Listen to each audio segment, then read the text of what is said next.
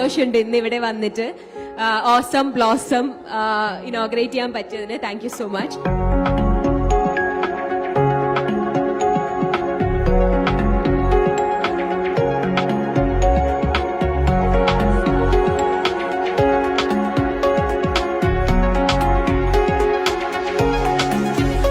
ഇതുപോലത്തെ നല്ല നല്ല പരിപാടികൾ ഇൻഷാല്ല ഇനിയും ഉണ്ടാവട്ടെ.